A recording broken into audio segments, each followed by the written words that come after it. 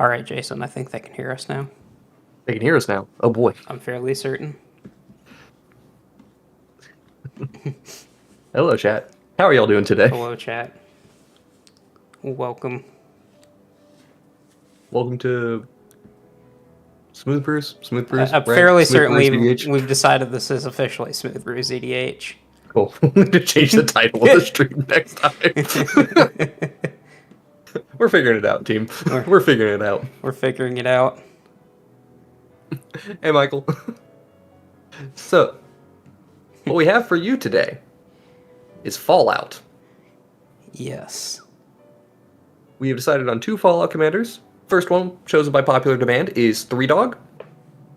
Galaxy News DJ, we'll read them out in a little bit here, but we're going to be building with some Boros Auras today.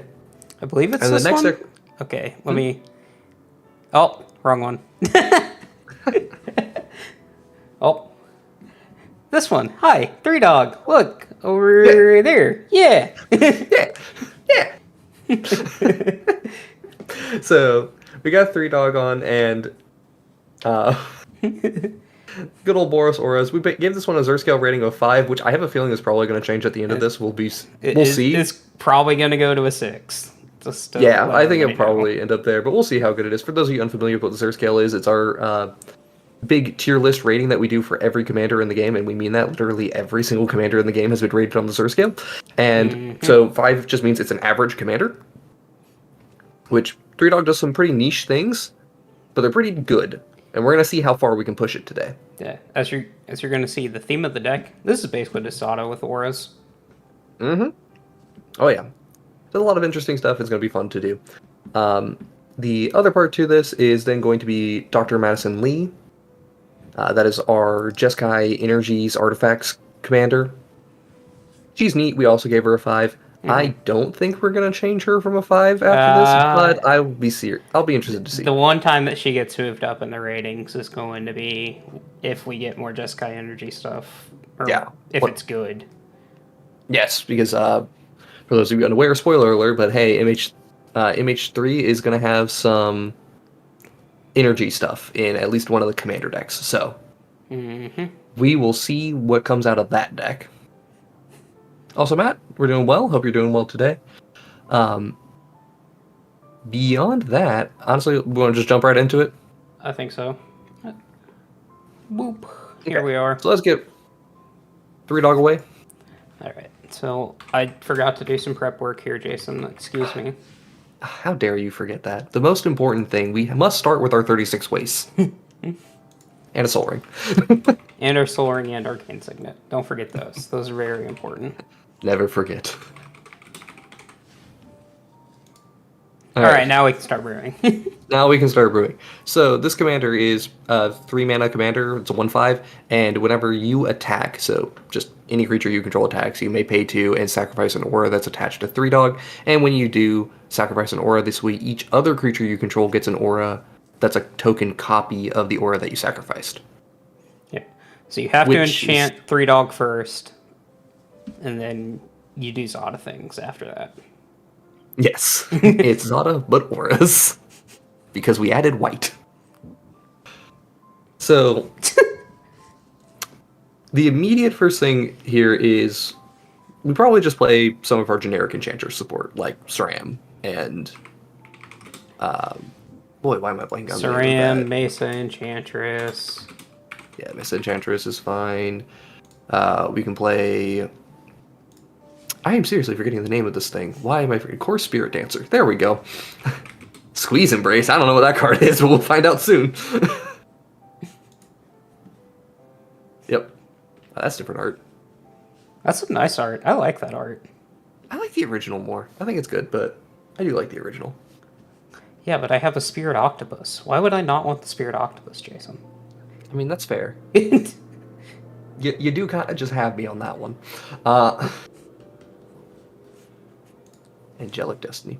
Man, there's so many cards here that I don't know what they do because I don't play. Yeah, I don't play with auras. Do we have EDH rec available or good to go? Boop. So let's just take a look right away because I know I want Codsworth in here.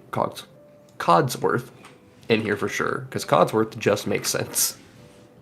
It's just good. Inventory management's is good. Inventory management is good. Here's a weird one. That Grim Reaper spread that they have in there, I actually don't think it's good. I don't either. So, like, just a brief explanation as to why this thing doesn't work very well. Because it's the extra combat is, if it's your main phase, you get an additional one afterwards. When you're attacking to, make the copies, they're entering during combat, so you don't get the extra combat steps, which is why I don't think it's actually good in this deck. It would only be good if you're playing in the your post-combat main phase. Mm-hmm. And then you give all your creatures +2/+2 in haste if things have already worked, which is maybe fine enough, but I think we can do better. For 5 mana, because we can't rely on that thing being cheaper than that, right? No, we definitely can't. However, I can definitely say, like, looking at these high synergy cards, like, every single one of these high synergy cards is something that I think belongs in this deck. Like, Ethereal Armor, All That Glitters, Archon of Sun's Grace. Normally, I'm not a huge fan of Archons of Sun's Grace because I don't think it's even that good in most Enchantress decks. But in this specific one, where it's making 2/2 flyers, yeah. Yeah, it's just that's just good.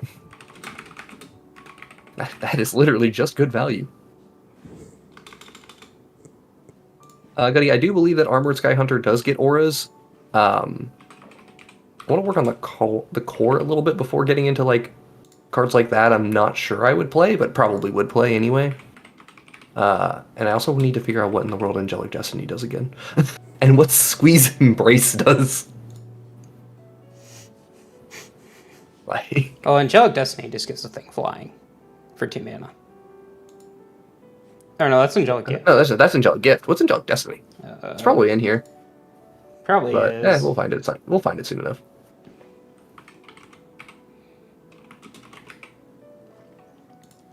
Johnny's Chosen. Yep. I'm just That's Core Spirit Dancer. Unquestioned Authority. Yep. Sorry, Chad. I'm going back and forth. I'm just trying to make sure that I get everything here. Yep.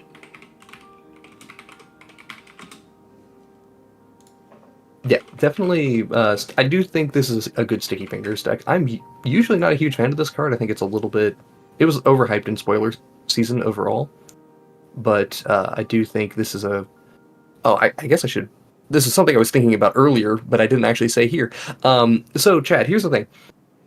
3-Dog, while it does seem like kind of just a auras beats, auras aggro, like go wide aggro sort of strategy, I think realistically the best way to view this deck is like a combo deck, where it's really gated behind mana, creatures, and card draw. So those are the 3 things we're really trying to solve.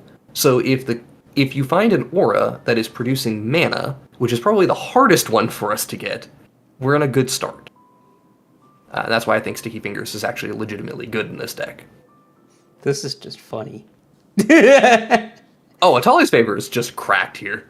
Oh yeah, also one of the things I remember from when we read it last time was that 3-Dog does not care about whether or not the permanent you put into play or the thing on it that you sacrifice is a copy. So Arden and other creatures that move auras are now more valuable. Does Halvar move auras, or does he only work with equipment? He only works with equipment, if I remember correctly. We'll find him in a second. Here, I'll look it up. Yeah, he only works with equipment.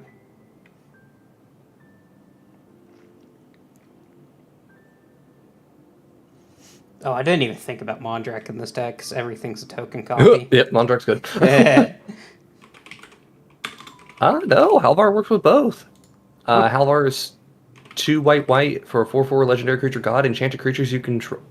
Creatures you control that are enchanted or equipped have double strike, and at the beginning of each combat, you may attach target aura or equipment you can attach to a creature you control to target creature you control. That's just good. So yeah, Halvar is actually just really good in this deck. This is going to be a very base white deck. I mean, it's Enchantress. Does that surprise you in the slightest? No, not at all. It's Aura's Enchantress as well, so it's like, yep, we got one function. We're just playing Light Paws, but with red. You're right. All right, kind of just going through the list of stuff again. So we had, is Cartouche of Solidarity worth it? It's probably worth it. It's probably worth it. Because, like, if you do start getting it off and you can start putting... Yeah, it starts making... You go wide very, very quickly. So Cartouche is probably worth it. No H there. Solidarity. Yep. What's the other Cartouche does?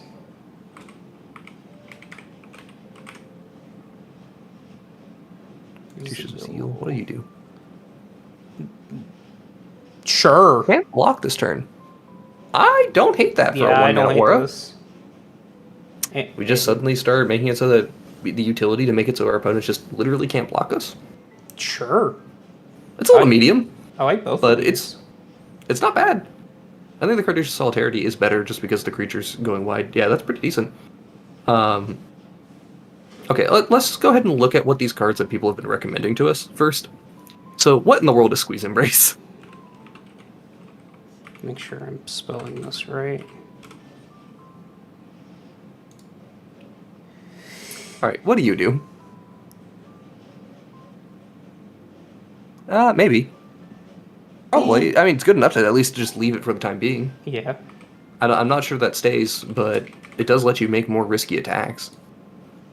Angelic Destiny. Dies, returns to its owner, stand. Another one of these effects. I mean, it does make everything to Sarah Angels. Or actually better Sarah Angels. Yeah, it's more like Baneslayers. Yeah. Well, they're both kind of half between.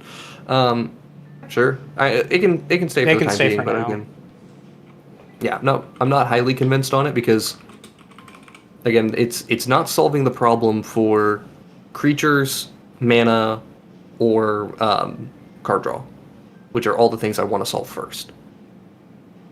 Beginning of your end step. I mean, that's a lot of creatures. Yeah. I'm more in favor of that one, yeah. I'm very much in favor of this.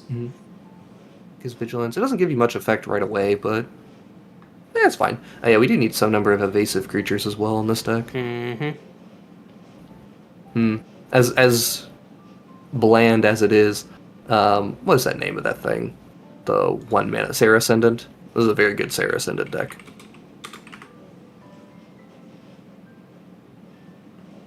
Come on. Doesn't like it. I guess you got to throw in the sea. I don't know. Yeah, Sarah Ascendant. This is a very good Sarah Ascendant deck. Let's get the proper artwork in here.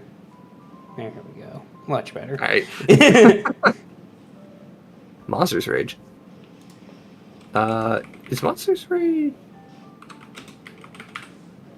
I mean, it makes a roll.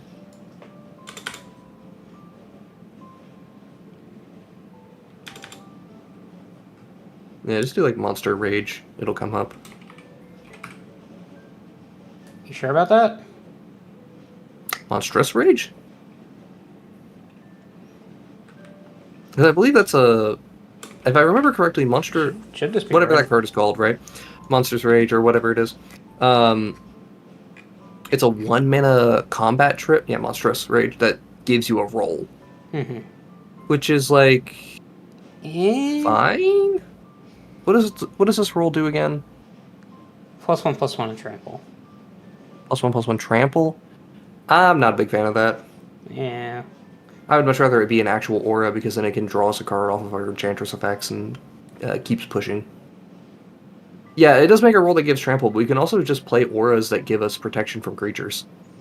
Which is just substantially better than trample. Eldrazi Conscription. Eldrazi's Conscription is one that is an interesting one that I'm not sure about. Are we a Storm Herald deck? You son of a bitch, I'm in. Sure. Alright, sure.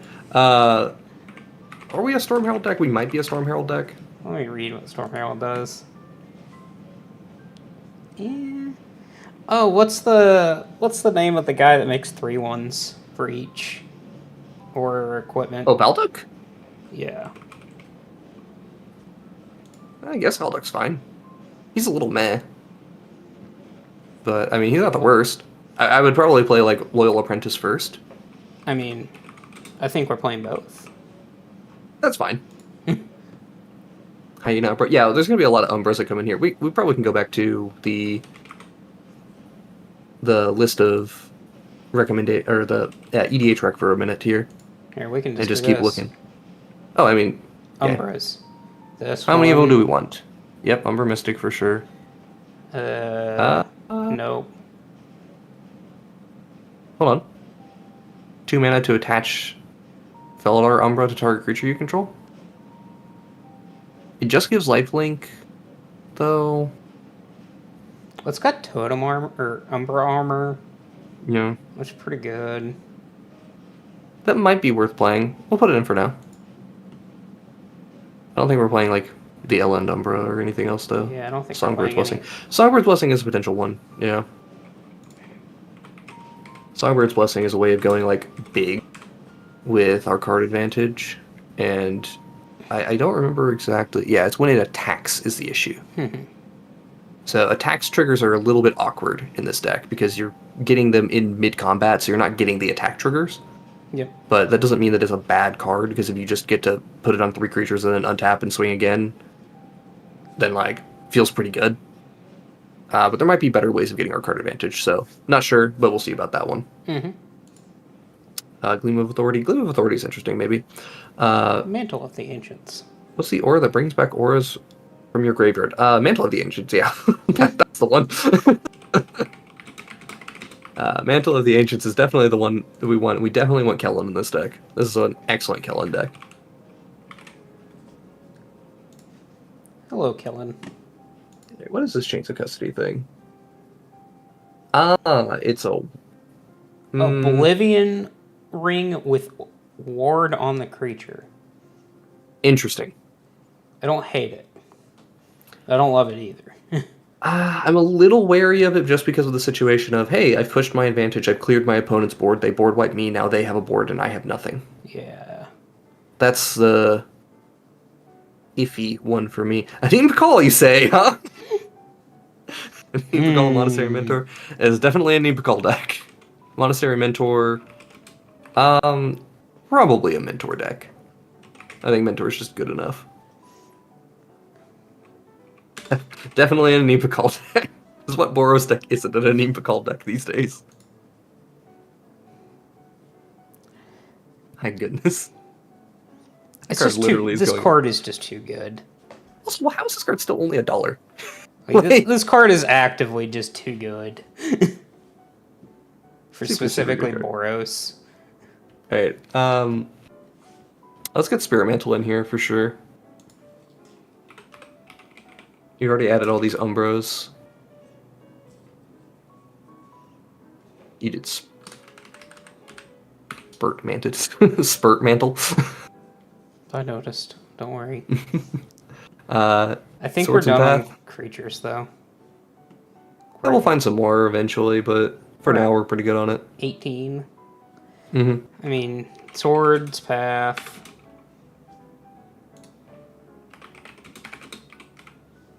Boon of the Spirit Realm. Unfamiliar with that one. Ooh, yes. What does that one do? Whenever an enchantment enters, it gets counter. Doesn't say non-token, and then you get +1/+1 for each blessing counter on it. Just flat sure. out Yeah, that's quite good. Yeah. Yeah. That seems quite nice. I was unfamiliar with that card entirely. Do we want any of the white creatures that reduce the cost of enchantments? Because legit, not 100% sure we need them. Maybe like... Mainly would be the Transcendent Envoy and Starfield Mystic. Maybe on... Starfield maybe Mystic scales up every time we trigger our commander. Envoy is a flyer, which is also something we're really looking for, so... Hallowed Haunting is a pretty solid maybe for me. That one does make tokens, but not sure. I don't feel I need to play Danitha. I think the Starfield Mystic is probably worth playing. Adeline is also probably worth playing. Adeline's just dummy. Yeah, I mean, you get 3 triggers just from one creature attacking.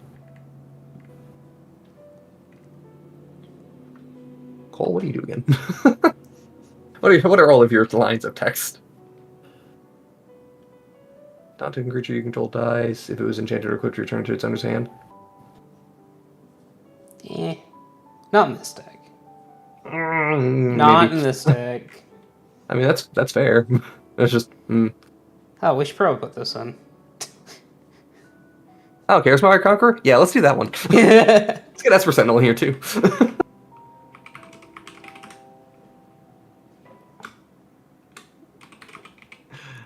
Nomad Mythmaker. Nomad Mythmaker is the one that returns... Yeah, an aura from your graveyard to the battlefield attached to a creature you control. For 1 and tapping it. I don't hate it, but I don't love it either. Should we put Can we put the Phoenix in? Sorry. Why are we putting Authority? I just saw it and I want to put the Phoenix in. I mean, I don't hate it. It's just I don't love it either. Murder Investigation. What is Murder Investigation? That's what I'm going to pull up.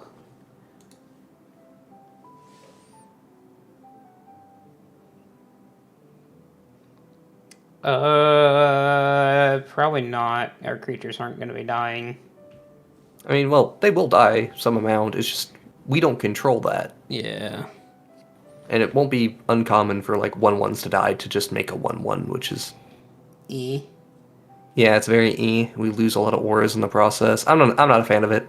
I think we can just work with higher quality cards overall. Nomad Mythmaker. We already talked about that, didn't we? Yeah, that's the one that returns an aura. Cold Forge Master. Cole is one I'm not sure about either. Yeah, I'm not too certain on Cole here. I don't hate him though. I just don't love him. I mean, I guess we just start putting all the good Boros cards in.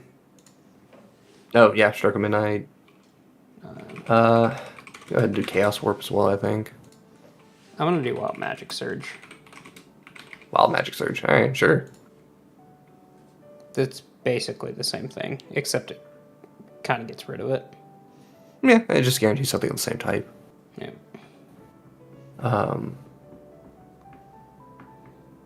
I personally am not a big Teferi's Protection gamer. Are you a Teferi's Protection gamer? Depends on the deck. It depends a lot on the deck, for sure. Like, React for Double Strike. I'm not a huge fan of React for Double Strike either, because like we got a lot of creatures as is at 22. Like we're at 22 creatures. I want to start rounding out some of the other things. Like we need to have that many enchantments, if not more. Plus, we need to have our mana rocks. So it's like Winds of Wrath is not bad, but I will raise you Winds of Abandon. I think Winds of Abandon might just be our board wipe. Yeah. And I don't think we play more than one. Oh, we could have played Farewell. I mean, we could, but Like, I don't want to. Like, the only thing about Farewell that I particularly like in this build would be that you would be able to exile in artifacts without feeling bad about it. Mm-hmm.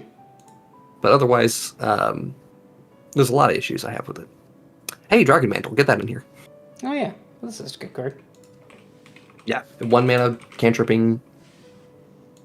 Yeah. Okay, so I guess since we're down here, this is interesting. I think we're Daybreak Coronating. See, that was exactly what I was thinking about, is whether or not we are Daybreak Coroneting. Probably are. And it's just a lot of power. Like, you gotta think, like, that is a lot of power that gets put on the battlefield for 4 mana. Yeah. Trying to remember if it is no longer a valid thing. Yeah, if it loses its other auras, I don't think Daybreak Coronet works anymore. So... it just attaches. Does it not? Well, if you don't have a second aura. few details. Let me find my rules text.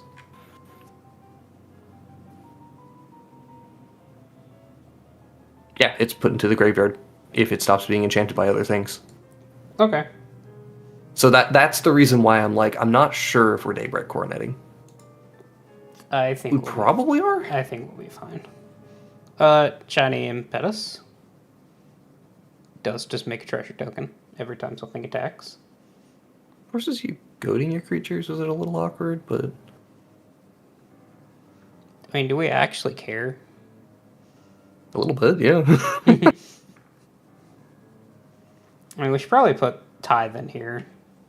Was Chains of Custody the card that we looked at earlier? That was the O-Ring. Yeah. Yeah. I don't think we're going to be a Chains of Custody deck because I particularly don't like the outcome of I have now built up a substantial enough board that I have O-ringed all the important creatures out of play, and then I get hit by a board wipe, and now my opponents have a board and I have nothing. Mm-hmm. I think that is so damningly bad that it's probably not worth playing. But it is interesting. I'm not sure. Are we assembling the Legion, Jason? No. Okay. Just wanted to make sure. I'm sorry, but even in the most dedicated tokens deck, Assemble the Legion is so slow, it never works, and I hate that because it's a sweet card. That card really needed to be 3 mana in the modern day for it to work. And that just makes me sad. Griffspoon's interesting. Griffspoon is very interesting. I think we're a Griffspoon deck. That is interesting. The 1 mana evasion is good enough that we would be happy to have that. And then the ability to get it back is it's just 2 things that we're fixing. Timely Ward and Spectral Ward. Spectral Ward is 5 mana. I'm not a huge fan of it. Also, if I remember correctly, Spectral Ward gives you protection from all colors, which would make all of your other auras fall off, so I don't want Spectral Ward. But Timely Ward, yeah, that's fine enough that we can play it. Yeah, that's just fine.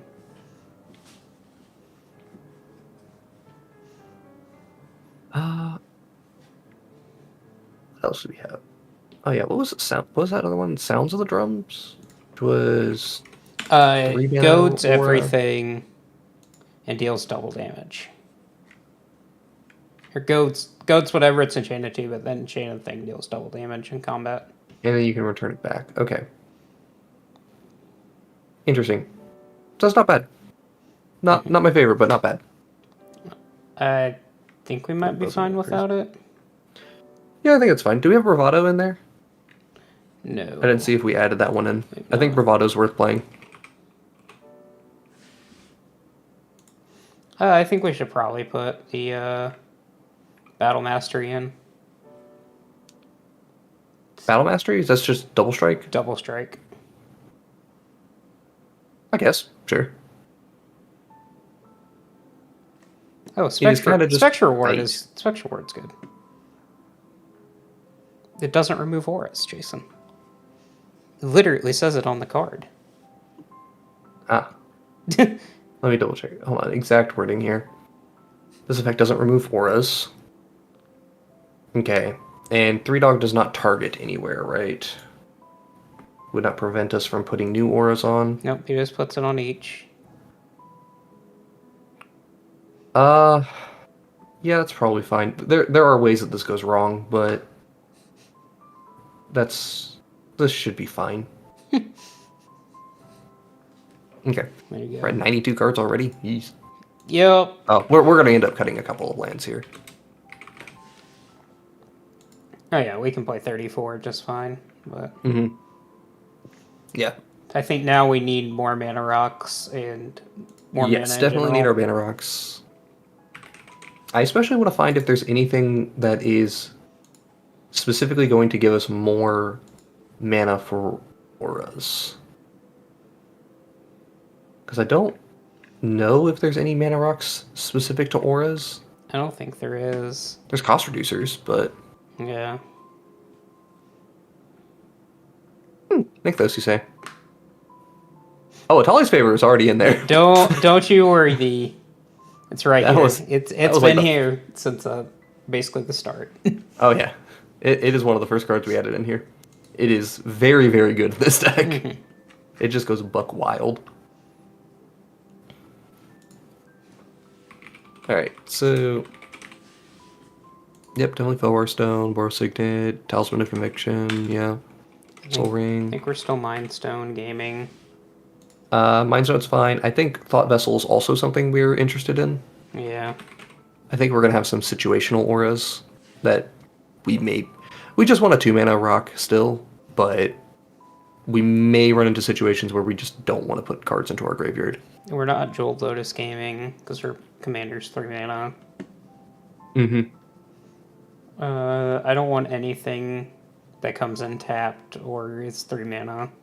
Yeah, definitely don't want those. I don't think we're 0-mana gaming today.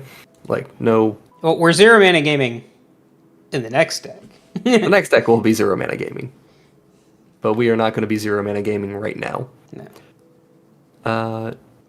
So aside from Kellen, we don't have any tutors. Do we want to put tutors in the deck or no? Tutors are cringe, Jason.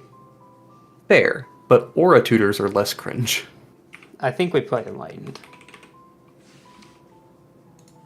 That's fine. Smothering Tithe? Just because we need thinking about the mana. Tithe. Yeah, we really want a lot of mana in this deck. And I would love to get our mana so it sets up early, because, like, here's one of the things that's awkward with 3-Dog. I don't necessarily want to play 3-Dog on turn 3. No. But I would love to play 3-Dog on turn 4 with 6 mana. So that I can go 3-Dog, aura onto 3-Dog, attack with another creature, put 2 auras onto my other stuff, right? Dockside gaming. Yeah. I think we have to Dockside game, unfortunately. Put the Dockside in the deck, it's fine. He's our 2 mana dork, Jason. Mm-hmm. That makes way more than 2 mana, because why is this card still legal in Commander? Fair and balanced gaming right there. I still don't understand how this card is legal in Commander. Your guess is beyond me. Like, it's like, I don't know. I don't know what to tell you. Okay, we're definitely able to remove 2 lands here. Mm-hmm. Yeah, you just did. So we have 2 more slots to work with for sure. It's a bad that I want to go double mana. Somehow. I genuinely want one more aura cost reducer. Okay, we can put the other one. What's his name? The champion? We played the champion. I could play Hero of Eros if we wanted that one. I was got Heroic, but only works on aura spells. Nah, we'll do Starfield Mystic. Starfield Mystic. There you go.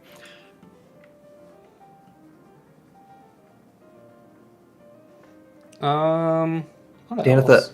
I'm not a fan of Danitha. But I think we kind of need it, though. Well, we have another 2-cost one we could play. Like, I'm playing her specifically for the cost reduction. I'm not playing her for the 2/2 First Strike Vigilance lifelink body. Yeah, I don't care about that. I just need the cost reduction. Okay, then we have another one to play with, which is Hero of Eros.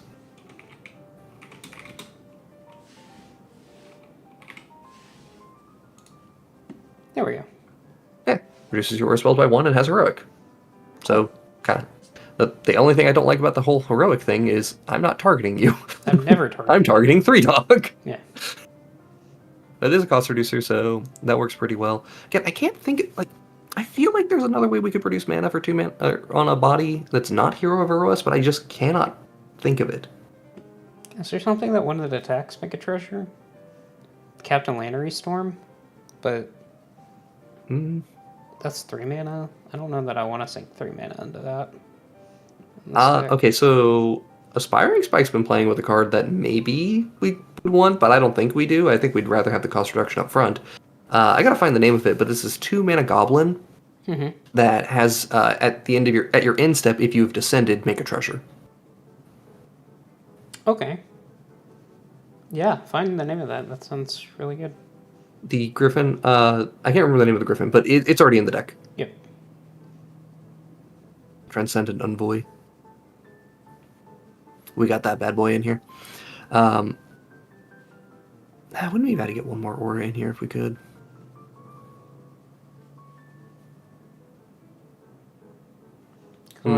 We're 24 right now.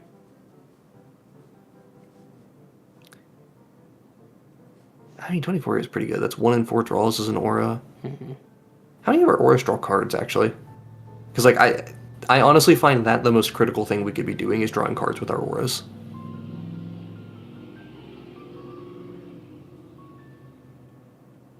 Two. This practically I draws. count that. This practically draws a card. Yeah. 3.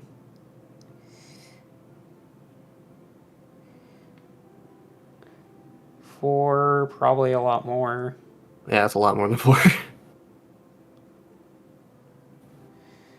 I'm just counting the number that draw cards. Sticky Fingers won't, but it can.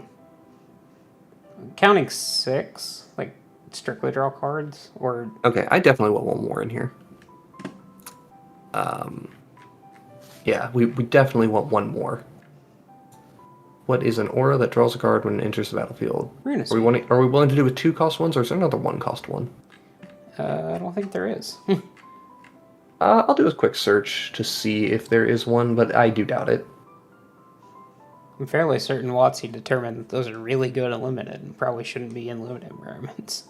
I mean, you're right, but... Let's see. Commander or... Commander's Boros, type has to be an aura, and I would like the phrase, or mana value equal to 1.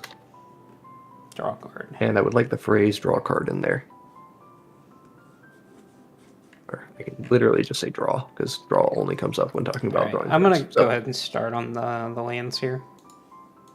Okay. The other ones are looting effects. Okay. So yeah, it would have to be a 2 mana.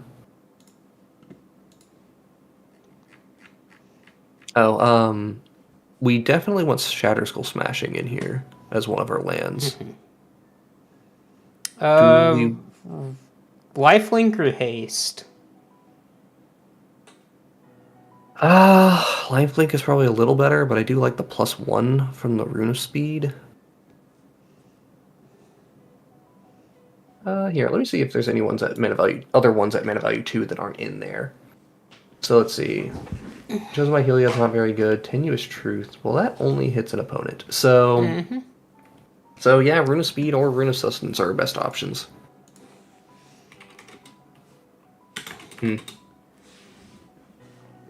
Only works on creatures that are already attacking, so Rune of Speed's haste is kind of being wasted. Sustenance it is. Yeah. Not a huge fan of just getting lifelink, but good enough. Shielded by Faith. Mesa Enchantress is already in the deck. Shielded by Faith is not in the deck. It could potentially be, but... It's a reasonable card. I actually like it maybe more than Timely Board.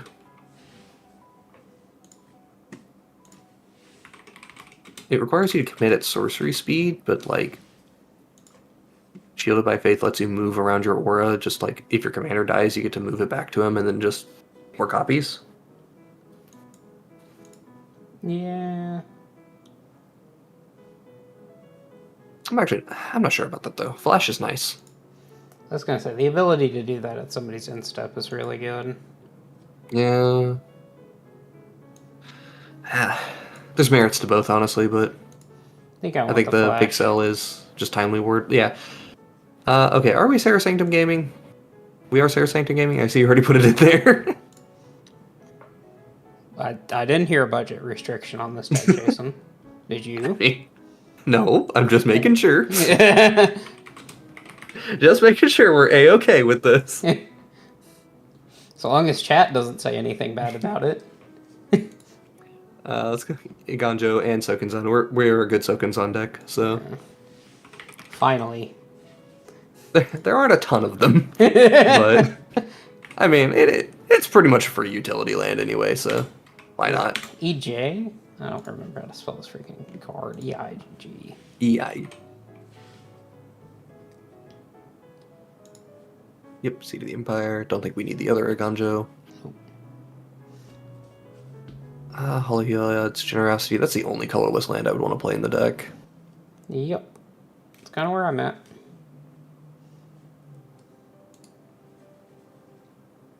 Boop. Sure. I think we're... Go crazy. Cutting other fetches? Okay. Yeah, I don't want... I don't really want off-color fetches. That's fine by me. I love that our least Default expensive version is Old Borders. Yeah. Makes me happy. Minas Tirith is already in the deck. Smashing. There we go. Do we want the Angelic or not Angelic, what is it? Amiria's Call? Do we want that land as well, or no? Probably not. It's just too expensive to cast, normally. Well, the thing is, we are trying to get, like, dummy amounts of mana in this deck as well. Yeah. So I don't think you casted an unreasonable amount. And it is a sorcery speed protection spell that you can play. Does not work with Angelic Destiny, but... Sure. Fine. We can play it. It's a free card, right? So... Free real estate. Like, genuinely, every one of these is just a free card. When we start reading out lands that we'll probably want to play. I mean... I guess relevant question, is Nykthos going in this deck? How much white are we at? Yes. Yes.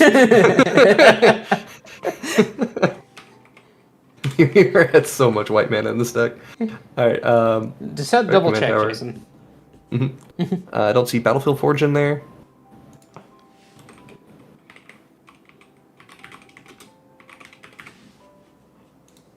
Sundown Pass. Oh yeah, the one Boros land I don't actually own. Without off-color fetches, I don't think we want Elegant Parlor on this deck. Even though I do like it. Is it still worth playing, though? I don't know. Honestly, my experience so far has been I do greatly enjoy those cards in general, but this is a deck that is very low to the ground, so... That's true.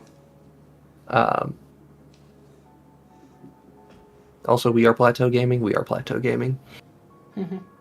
have Sunbaked Canyon in here? Nope.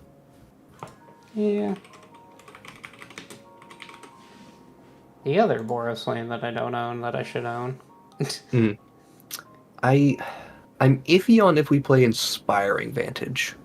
I don't think so. I really don't want my lands coming into play tapped. Sundown Pass comes into play untapped so often that I'm not worried about it.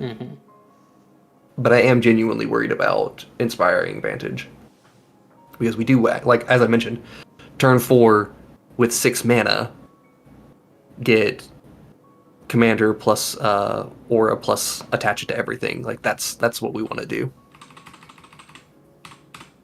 Yeah, we need to tone that down to... At least those for now. Oh boy, we still gotta add... How many more lands into here? 6 then? 4. Okay. Unless you want to do a lot of basics. No, we can do Needle Verge Pathway. I'm perfectly happy to play double E. I'm perfectly happy to play the Needle Verge Pathway in it. Now becomes a question of, like... do we want Clifftop Retreat? I've been a little iffy on these ones recently, but... They're still good. I think we... Double F.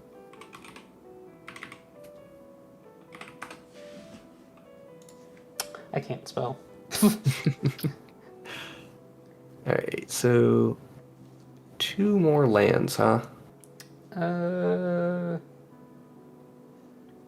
just trying to think.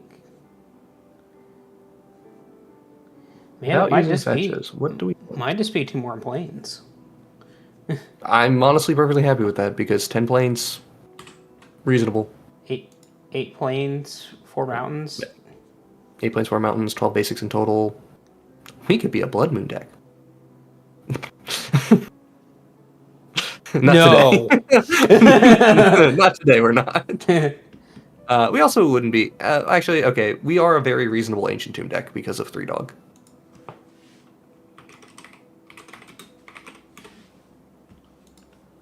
Like, expensive card, but 3 Dog. Sir, we already have this one. And Yeah, we got the plateau in there. And Sarah's like, yeah. Fine. How much of this is just mana base again? Do something for me. Advanced settings. Yeah, I know. Get that price in there. Just a casual $800 in the mana. Deck's only $300 if you don't include the expensive lands. It's fine. It's fine. I think it's a pretty budget-friendly deck otherwise. Then. What card are we cutting, Jason? Ooh, gotta cut 1 card. 1 card. Okay.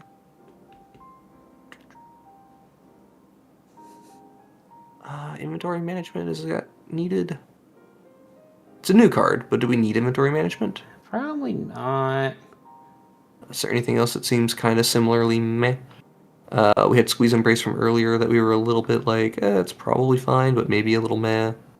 I already didn't put what about the Umbra? That we could move around for 2 mana. Not this one. Where's the other Umbra? Felidar Umbra. You still feeling that? I think I'd much rather have it than inventory management because it is another aura in the deck. That's true. Yeah, we'll cut that one. There we go. This is probably too many creatures, but it's fine. I mean, the deck wants a lot of creatures still. Yeah. It does want a fine balance of, like, creatures... Again, creatures, mana, card draw. Like, these are the 3 things we're trying to do with this, like, big value swings. Let's do a couple playtest hands, see how we feel about it. So we have a turn 1 Sentinel, so we keep. Then also... any chance you can increase the size of the cards in your hand? Is there any way we can do that with the UI? Hello there. We're figuring it out. I mean, yeah, this would be a turn 1 keep pretty easily, even though I do think it would be a little bit of a slightly awkward one. I think we... Just because it's not doing a ton. I think we still just kind of get there, though. Oh, I mean, it's turn 1 Esper Sentinel plus 2 card draw effects. Like... And an aura that is a finisher, so I think that's reasonable. You know, actually, maybe that was the thing we needed to look at, was how many auras do we need that are actual finishers? I think we've got enough. Oh, and it's not that we have not enough. We have too many. It's, do we have too many? I don't think so. Like, I think we have like 3 or 4. Which, if you want to swap one of those out for like an aggravated assault, that's fine, but... True, aggravated assault's interesting. Well, we don't have a way of generating mana on attacking or anything like that, so... Exactly. Yeah, which would be good if we had something like that, but we don't have many options for that. Well, we totally don't have sticky fingers in the deck or anything. I mean, not many options. I didn't say 0 options. I said not many. Let's do another test hand. Because, like, this hand would be fine, but let's see here. Yep, nope. Alright, that's missing a lands, so... Strike 1. This hand looks solid. Okay. Hold on, I'm just thinking for a second. Probably turn 2, Charismatic Conqueror, turn 3... Is it Starfield Mystic, or is it 3 Dog on turn 3? It's probably 3 Dog. Yeah, the Starfield Mystic's actually not doing anything in this hand. Like, it's not reducing the cost of anything at the moment. It's probably just 3 Dog. Okay.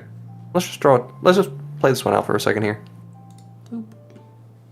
Oh, well, that makes me feel better. That makes me feel a lot better. Okay. So let's play this, go get a basic.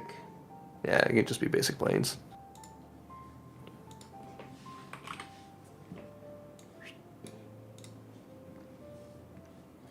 Do next turn. Next turn. Timely Ward's super good here.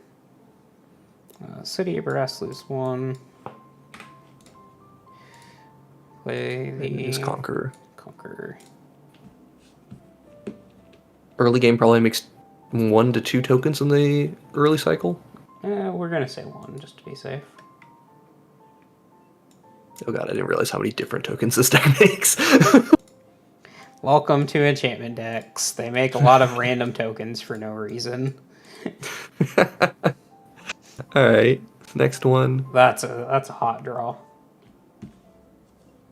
That's actively a good draw here. There's a lot of hot draws in this hand right now. Like, I think the first order of business is 3-dog go. Yeah, the big restriction of this hand is colored pips. Which I can't say I'm too surprised is an issue, but... No.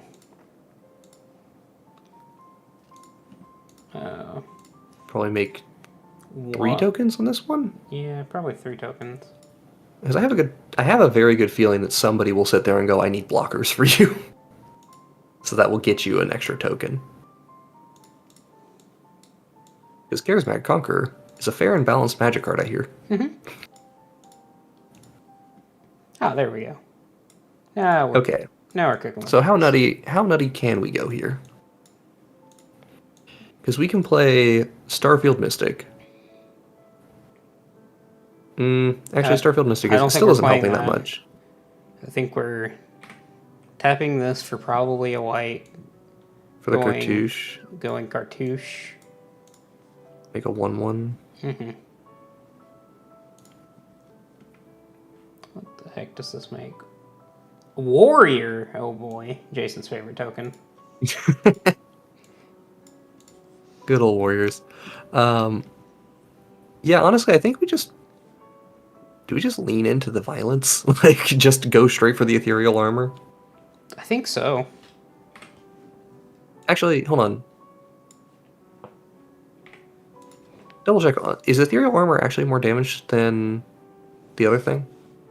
Bravado? How much damage is Bravado? It's more mana efficient to play Bravado. For each other creature you control? So Bravado's a big punch. They're both big punches. Yeah. I think are they equally large punches? Or is Bravado slightly less? I think Bravado is actually more. Math. Anyway, let's slap down Bravado just for mana efficiency's sake. Yeah. It's also the red card in the hand for the City of Brass to deal with. Ouch. And then we would go and Bravado up everything. Mm-hmm. Would combat everything except for 3-dog attacks. We tap this. Honestly, 3-dog probably could attack. With this only is turn 4. With only the cartouche. Yeah, no, it's still. Oh, that's fair. 2/6 first striker. That's fair. On attack, we make a Bravado for literally everything. And we probably dome somebody for like 20. I'm impressed. Seems good. This is pretty good. And we have like 3 effects that are kind of in that Bravado camp. Yeah. Yeah, no. Okay. Like, yeah. Okay. I like this. This is good. 3-dog definitely moves up a rating. And that was like a bad hand, too. Or like a meh hand. I mean, it was meh. It still had Charismatic Conqueror. There are definitely worse hands we could be playing with, but... no, I like that hand. That felt pretty good. Mm-hmm. Yeah, I think it's safe to say that we can move this up to a 6. I think we were correct on that assessment. Easily.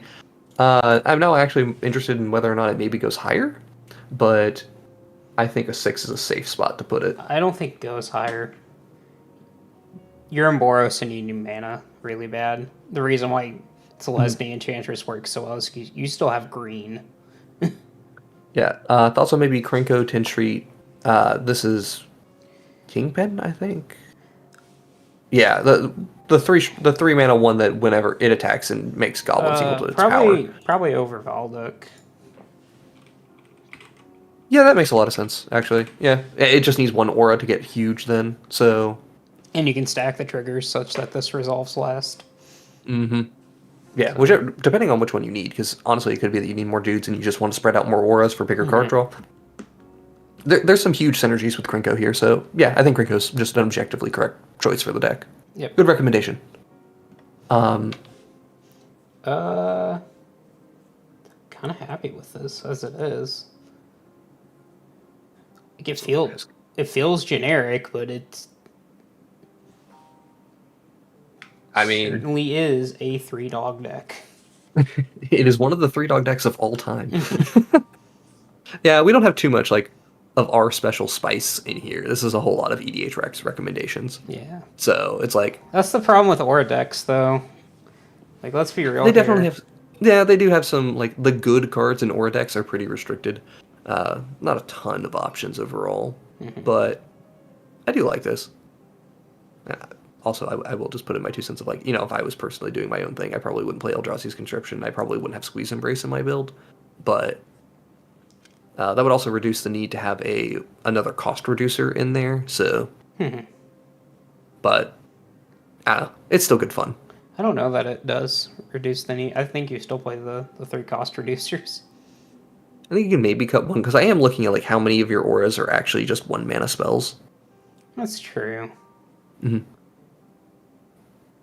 Yeah. And there is also something to be said of like Daybreak Coronet as well as being another aura that does not work. Or does not work, but does not do exactly what you're looking for.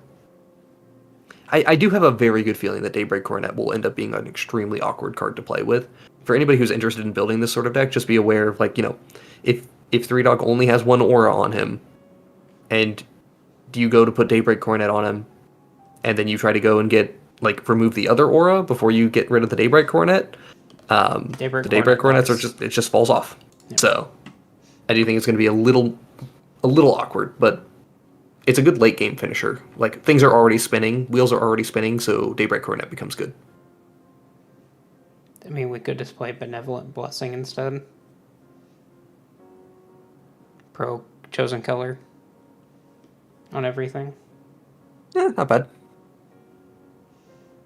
I don't think it's necessary, though. That Sigarda's Aid is actually something that's kind of speaking to me a little bit, but... rather than Coronet, I'm kind of down. Yeah.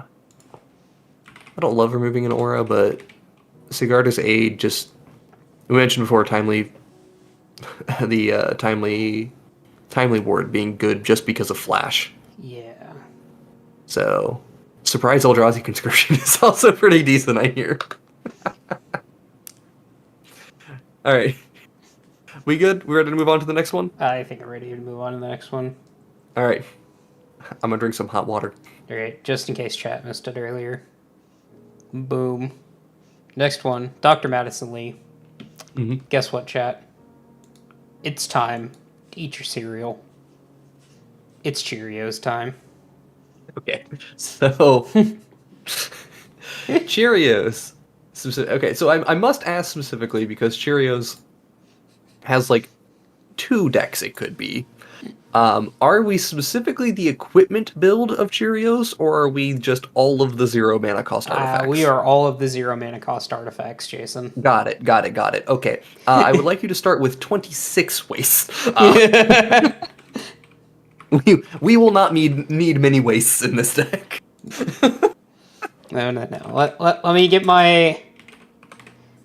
Yep. Let's get our correct options here. We still get to play these 2. I don't know. We could play Mox Diamond.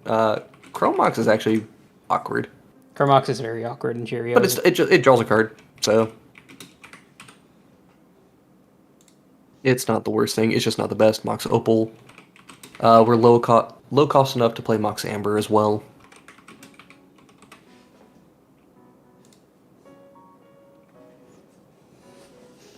Alright, what else do we need in here? Do we even play Arcane Signet?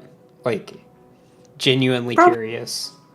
I mean, okay, so how far down, the CEH sphere of things are we going? Well, we're already pretty deep. Okay. Arcane Signet is probably good enough, but we don't play any other 2-mana mana rocks. Okay.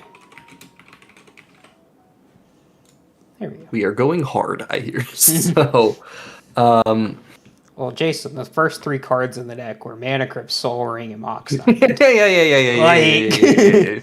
yeah.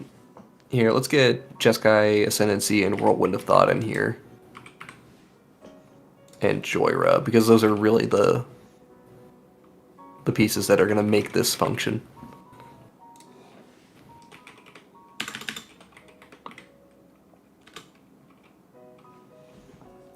They're Light Captain. Oh, the Light Captain, yep. I don't remember which one it was. Okay. Here's a question. Well, actually, there's a couple of things we're going to want. We're going to want our cards that return artifacts to our hand. So we want Retract. Paradoxical Outcome. We'd probably Hercules Recall ourselves.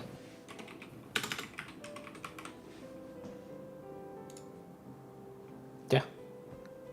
What does Actual Factual Recall do again?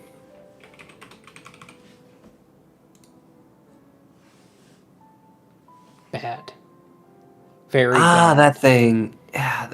Okay, so I did find a niche for that in EDH at one point in an Oscar deck, but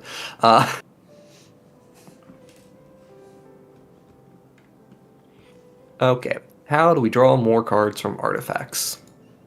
Let us count the ways. So there's the Dalkin. Archmage, right? Something like that? This one. Yep. That good boyo. Mm-hmm. Okay, what else are we doing? Because we okay, so we're not playing like any other energy outlets in this deck, right? Not a single card that has like pay energy to do anything. We could play like Whirler Virtuoso or whatever. I'm talking about Madison Lee. Okay, so it's whenever you cast an artifact spell, you get the energy. Mm-hmm. Okay. Good to know. We want Banishing Knack and Retraction Helix, I think.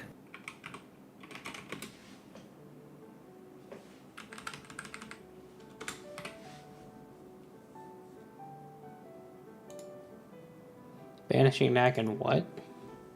Retraction Helix.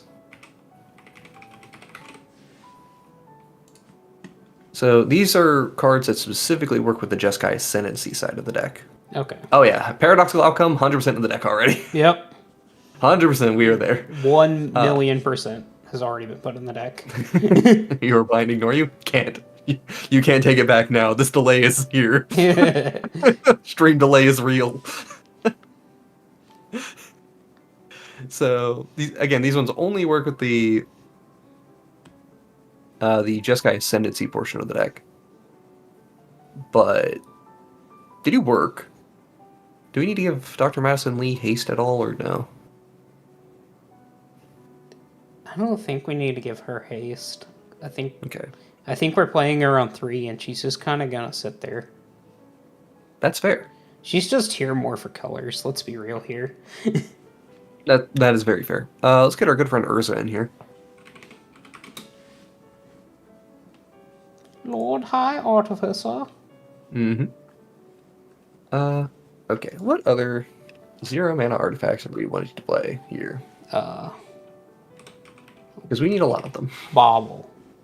Yep. If it's got Bobble in the name, it's probably going in the deck. Beeble?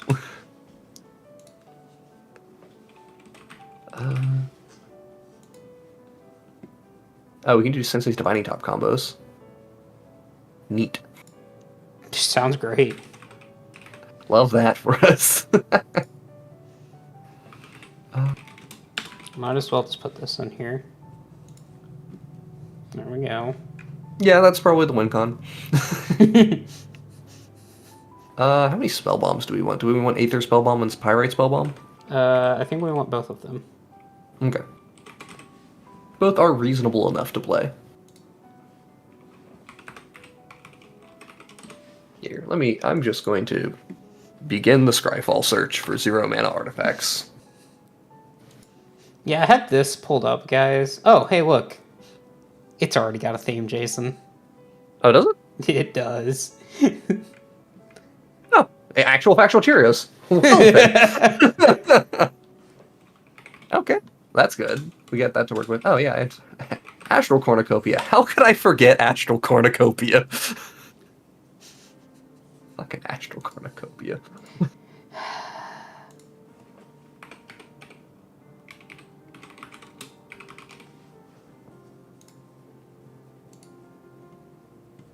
Midnight. I don't think we want Chalice of the Void. That's probably actively bad for us. That's really bad for us, actually. Oh boy, with Concarin? I want all of these top cards. Yep. Well, I guess Spellbook is fine. It's another 0 mana artifact, Jason. You right? You are very correct. But have you considered that it sucks? It does. I'm not gonna deny you that one.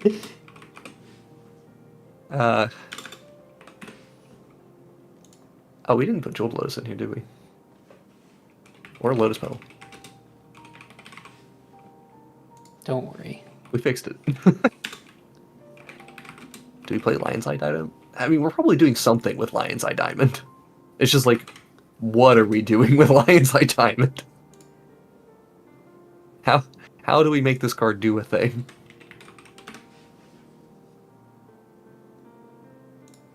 There we go. I found the way we're doing the thing, Jason. It's crazy.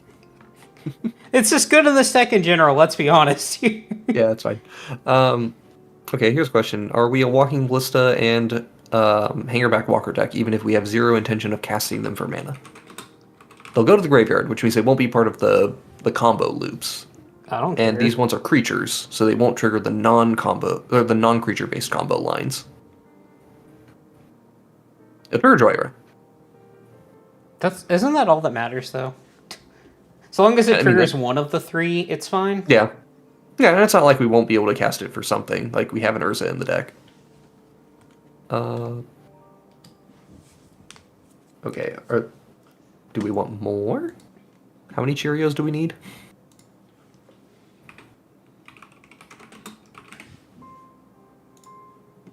Ah, the jar. Yes. Excellent. The orb that we Is got there to an orb? ponder. Yeah. Is there an orb? Good. Alright, what else do we got here? I get past the creatures. We don't want those creatures. Never played Cheerios. My life. Bergie and Horn. Yeah, generally speaking, Bergie is worth playing. Bergie's worth playing. Dockside's still worth playing. Yep. Oxide definitely goes into the deck. There's an interesting question of whether so this is a weird. I'm not sure if we actually play Hullbreaker Horror, but we might play Hullbreaker Horror. We'll find out as the team. It is a lot of mana. Hey, a ring. I think we could play Aetherwaste Marble. Just fine, still. I guess. I don't know. I'm not a big fan of it. Oh, I'm not either. But Are we Inspiring Statuary deck? Are we doing enough colorless pips to make Inspiring? If we have Inspiring Statuary in the deck, then playing with what's his name gets a lot more enticing. Hullbreaker Horror. I don't think we are. Okay. We're just gonna go out on the limb there and say that. Engineer Explosives. Yeah, that probably goes in. Mm-hmm. That was like a super niche card for EDH purposes, but come on, Engineer, you can spell your profession. No, I can't. You can do it. I cannot actively can't spell. We've been over this, Jason.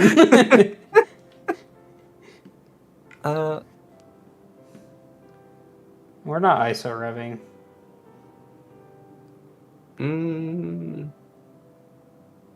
Free untaps of Madison Lee. Draw more cards.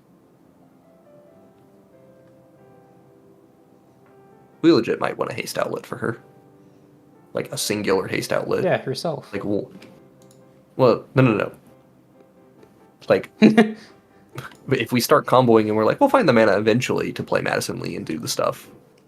So we can start generating energy to start drawing extra cards. How could we forget about the best Cheerio, Jason? How? I asked about Clown Car. That's not my fault. How could you let me forget about it, Jason? Shut up, you!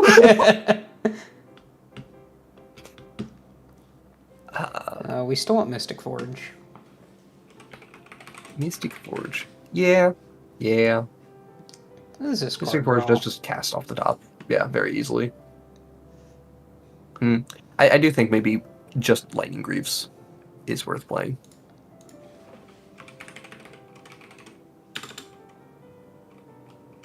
I think Raptor's also an interesting card, but I digress on that.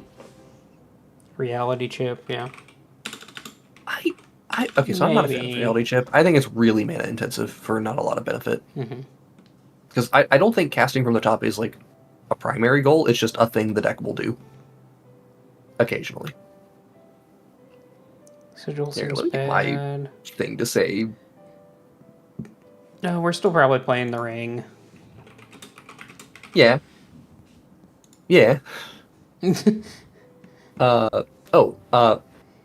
Hi, I would like to introduce you to my good friend Mirren Spy.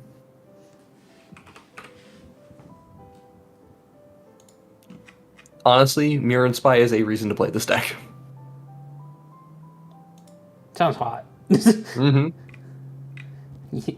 You son of a Vidalcan bitch. that makes clues. The Vidalcan that makes clues, the Gadgeteer. I'm not sure, because it reduces the cost of activated abilities of artifacts, which we don't really care about. But it is also ways, because it does actively make clues. Yeah, it does make a clue every time you cast an artifact spell. And then reduces the clues to draw. Activation cost. If you have Urza in play, then you can start really going, like, churning through the deck quickly. It might be worth playing. I'm not 100% sure on it. What's the name of the card? It's Gadgeteer. It's something Gadgeteer. I think it's like Investigator Gadgeteer. Forensic. Yeah. That guy. Yeah, we're not going to have many activated abilities that care about mana costs, so... Cyclonic Rift, you say? Yeah. Alright, now that we start filling in with generic interaction from blue.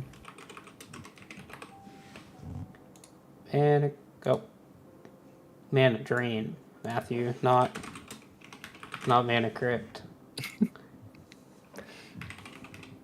Are we doing our forces or no? We're at least putting this 1/1 in there. Yeah, that's fine.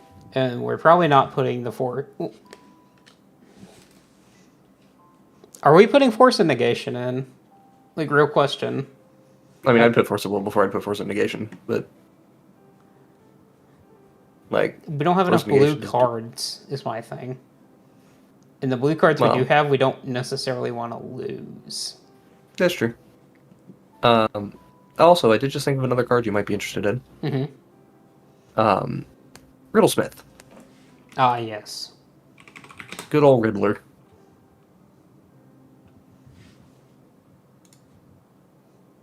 Give me the Riddler. Give me the Riddler. I'm trying to think if there's another, like, weird... Whenever you cast an artifact spell, you get to do this thing. Oh, we don't have an Esper Sentinel in here. We should fix that.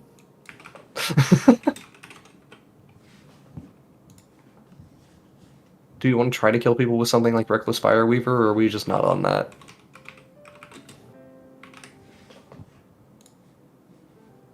Sure. I mean, we should probably still have... Oh, what's the dang card? Why is it escaping me? It's probably in here. There it is, Brain Freeze. We should probably have that in here. Brain Freeze for the loops. Yeah.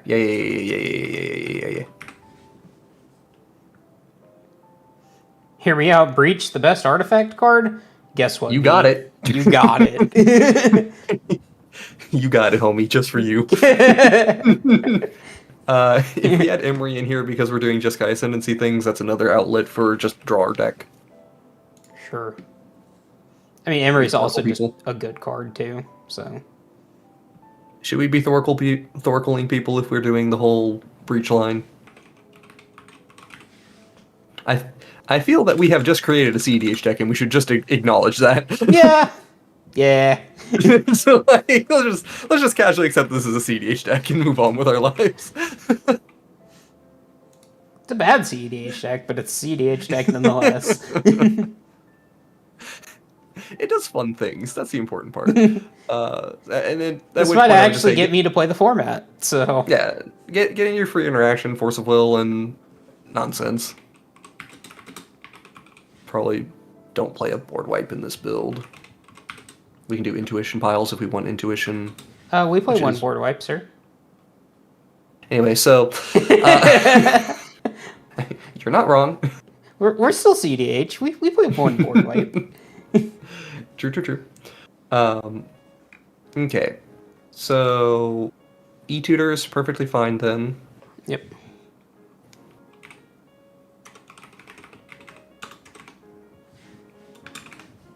Do we want... I mean, do we need any, like, generic artifact cost reducers? All of our artifacts cost basically 0 mana to begin with. Yeah, we're just playing this, but with an extra color that makes it actually better. Okay. Because I was wondering if we wanted to do Sensei's Divining Top with... Because we already have... Why am I blanking on the name of the card that lets us play Mystic Forge? We already have the Mystic Forge. So, Sensei's Divining Top, Mystic Forge, and a cost reducer becomes relatively free. Yeah. I don't know that we need it, though, is the thing. Perfectly fair. Like...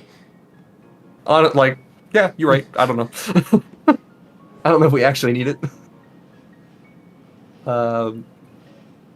Do we want to Pact of Negation people? We're going hard, baby. What's the name? Trap. Oh, Mindbreak Trap? There. Well, we've already admitted this is CDH, so let's just We're just, like... Let's just get all the usual suspects in here. Yep. No doubt there. We get to play a couple of cute cards. Are we Get Probe gamers? We're probably Get Probe gamers.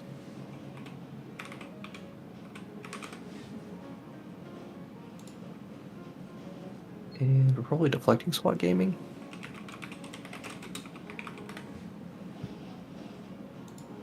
Offer you can't refuse.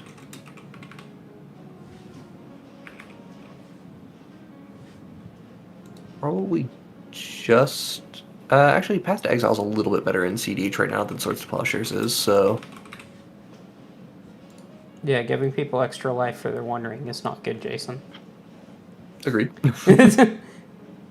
Oh, then we need... Oh, Metamorph. Understandable. Have a day. I love that we went from playing Fimage to just playing Metamorph because of the stupid ring. We could play Dispatch if we would rather play Dispatch over Path to Exile. I do like just this card generically works versus is not guaranteed to work right away, but we play so many artifacts, it's probably guaranteed to work.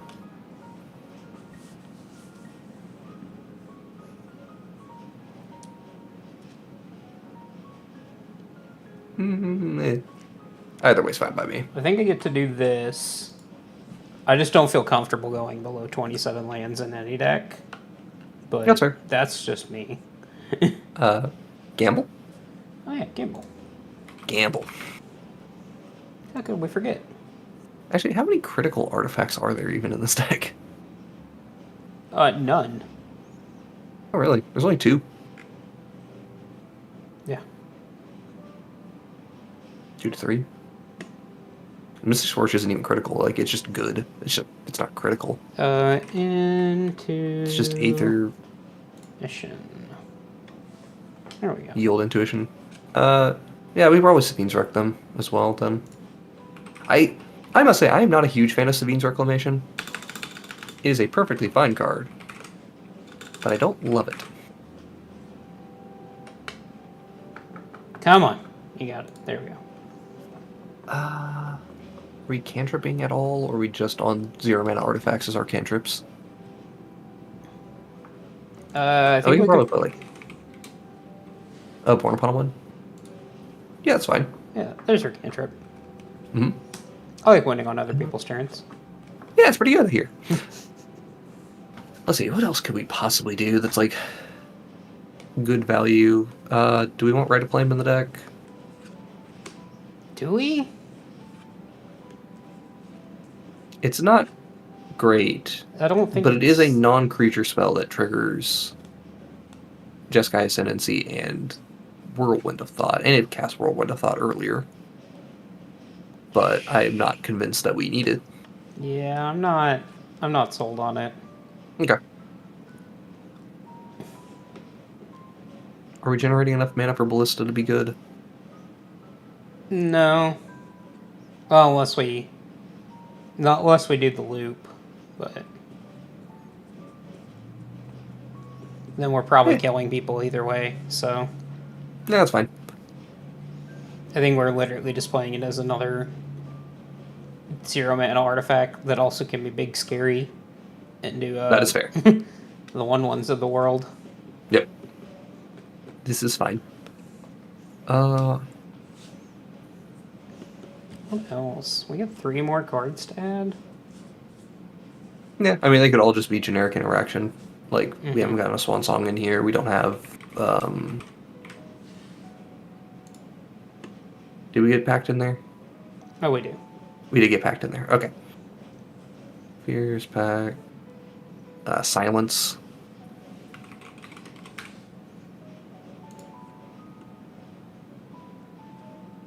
We don't have Rhystic Study in here. Rhystic Study, Mystic Remora.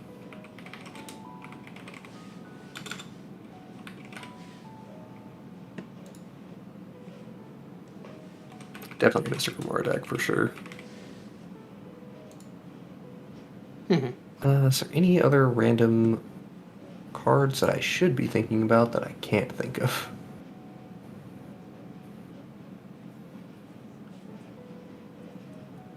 I don't think we're freed from the real gaming.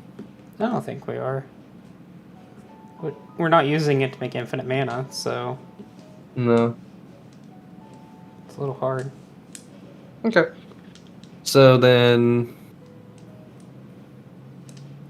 what do we want to cut then? Probably just a piece of interaction, I guess. What is our most medium piece of interaction? Or medium combo piece? Probably retract. I think Retract is better than the second, like, Banishing Knack or Retraction Helix. There we go. Alright. Negative. And then we just add in a sample mana base that's very expensive.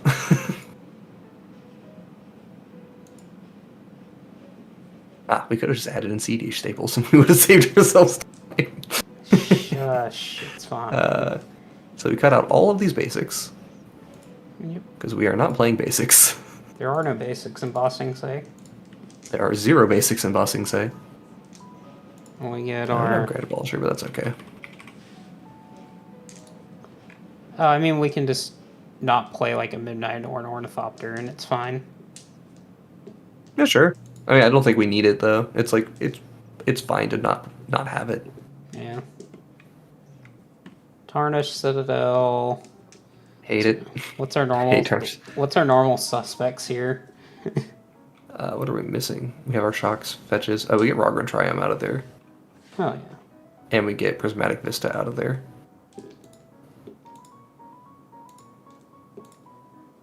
Okay, so we want our fast lands, which is Training Center,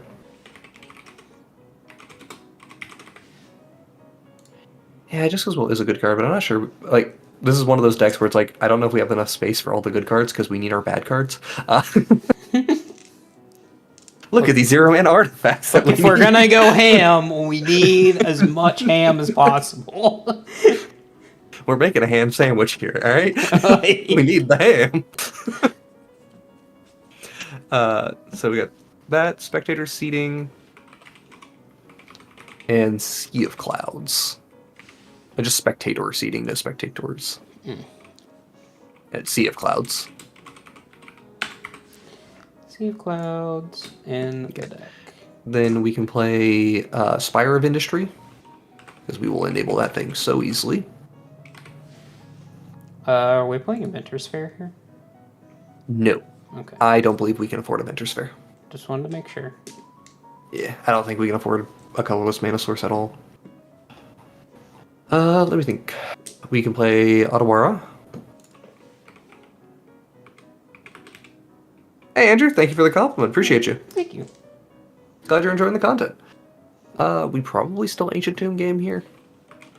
That's like the only colorless source we're going to play, though. It still feels awkward to me. I'm not 100% sure we play it. But we are playing a couple of things that we would like to cast off of that. What else do we want? Do we want just a Fiery Islet and call it from there? Or is there any other land that we're potentially missing that's good? We could have Forbidden Orchard if we feel the need for Forbidden Orchard. I don't feel the need for Forbidden Orchard, though. Okay, that is perfectly fine then. This only gave us the correct fetch lines. There's no Verdant Catacombs in here, right? Nope. Cool. I ain't gotta worry about that. Yeah, it only gives us the ones in color. Good. Then... Oh, Gemstone Caverns does count. It is a colorless land, and we probably should play Gemstone Caverns. I still like Ancient Tomb more than I like Gemstone Caverns. It's the Fiery Islet that goes. Thank you for reminding me of Gemstone Caverns. I often overlook that one, even though it goes into every EDH deck. Alright. Welcome to the monstrosity that this deck is. Welcome to, I don't know how we're getting there, but we're getting there.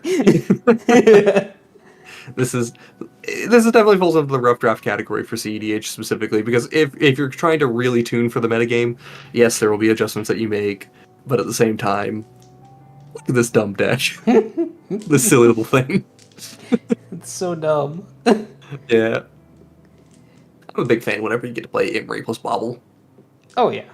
Imri plus Jeskai Ascendancy is something you don't get to do very often, and it works just so well together. Oh, I did think of one thing that we didn't think about.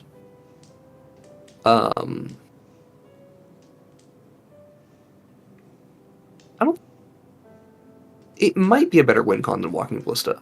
So, the ability to produce an artifact every time you cast a spell, right? Mm-hmm. If you get into any of these Imri loops, because with Jeskai Ascendancy specifically, if you have Jeskai Ascendancy, Madison Lee, Imri looping like a bauble or something, giving haste to a token that is being produced gives you a way to win through combat damage. Okay, so like a Psi Master Thopterist or something? Yeah, something like Psi. I think the one you would go with in the end is Third Path Iconoclast.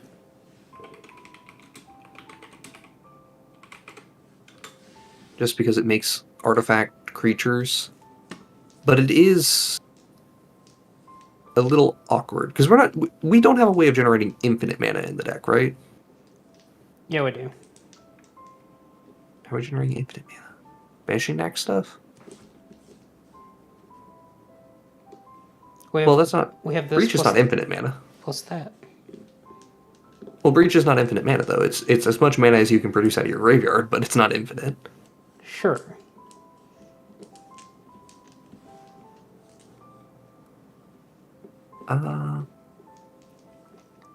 Hmm.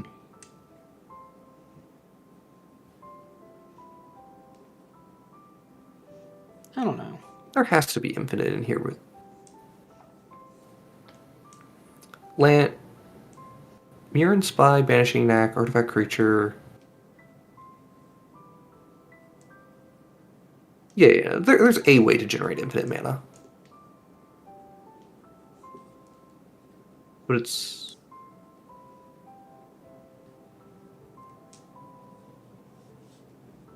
I think the Artifact Creature route ends up being more consistent than Ballista as a win con, but Ballista is, again, just an Artifact Creature that triggers our stuff.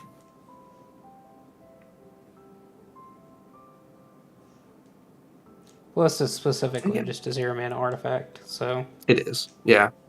Oh, how many zeros do we have in the deck? Can you scroll down to our mana costs? A few. That's what I like to see.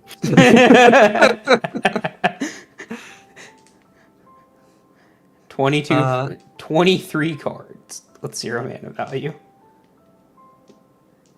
Stupid clown car in here. Lodestone Bauble is an awkward one for 0 mana, but it is a non-creature one, which is relevant. Mm-hmm.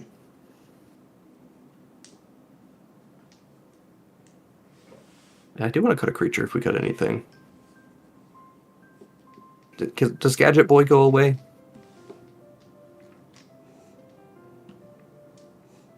I think Gadget does go away. It's a neat card. I just don't think this is the shell for it. Well, it's close. Maybe if we didn't have, this, and this, and that, then I'll maybe consider it. Hey, Gellin. We are playing, or we have brewed quite the EDH deck here. The enigmas, the machinations of our minds are currently an enigma. Welcome to Madison Lee Cheerios. All the 0 mana artifacts, all the card draw that you can possibly make off of this, all of the nonsense. Very few tutors, but here we are. We don't need tutors where we're going, Jason. We have the card draw.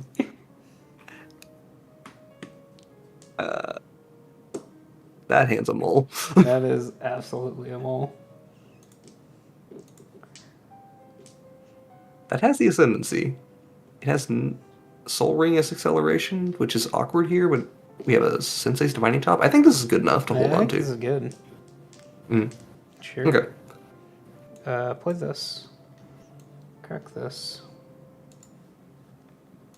Go and find... Probably Volk. Yeah, we Volk. Tap. Soul Ring. Tap. Or Top. Activate look at top.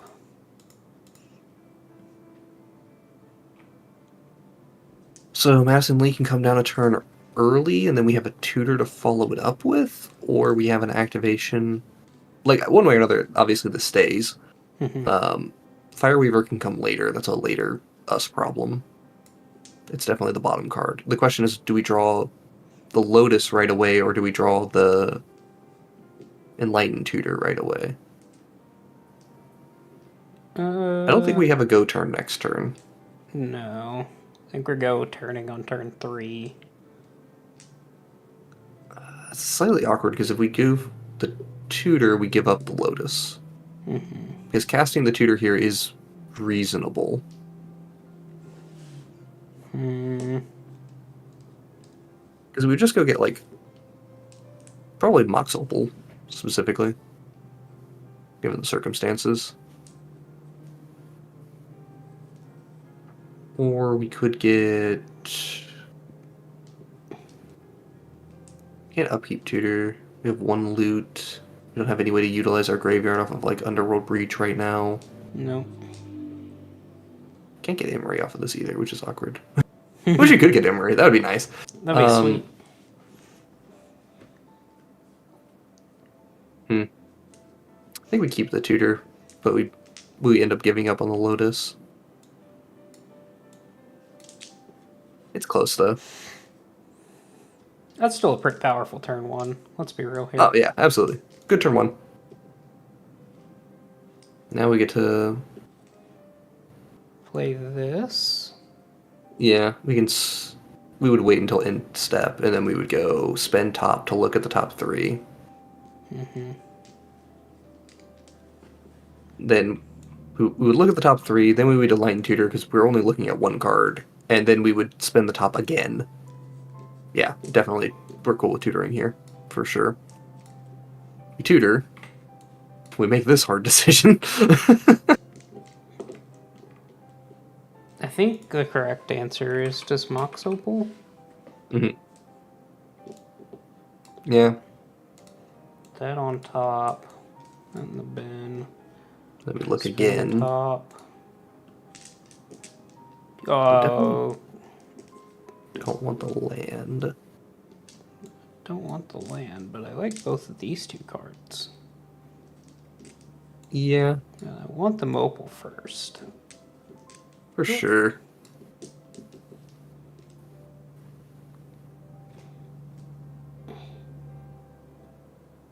Why not play the commander? Because the issue there is we are trying to set up this Jeskai Ascendancy stuff. Mm-hmm. And it's a little awkward here because, like, going fast isn't guaranteeing us to get anything. We're just down resources as we go into a Jeskai Ascendancy. Yep. And we want to be up as many resources as possible, which is part of the reason why I'm like, on this turn, I'm pretty sure we're just playing Madison Lee in passing. Like, we just shock ourselves, play Madison Lee, and then we wait a second. Well, obviously we activate top. Hello. Hello there. Oh, hello there. How's it going, buddy? Actually, now I think about it, it might have been correct for us to go grab Whirl One of Thought instead of grabbing the Mox Opal, but the Mox Opal's really good here too, because it helps break this mana issue. Mm-hmm. There's a good question as to whether or not the paradoxical outcome is the play to make on this turn, or if Ascendancy is the play to make.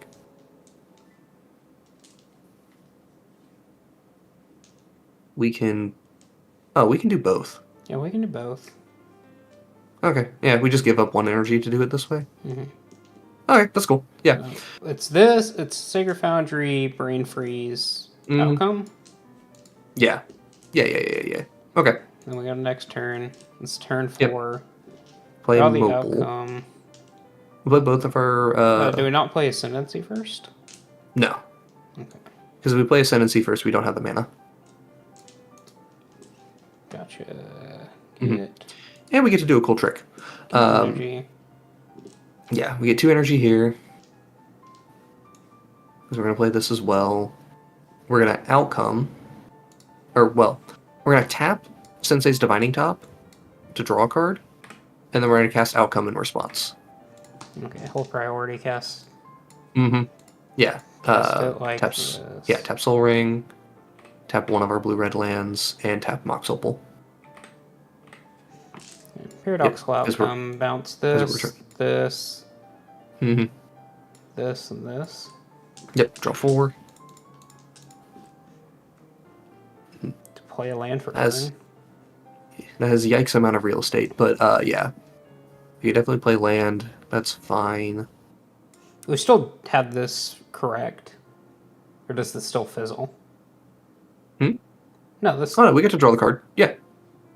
Yeah, so... Bubble helps a lot here, actually. Bubble helps a lot. I think you are correct in fetching here. Getting... probably Tundra. Mm-hmm.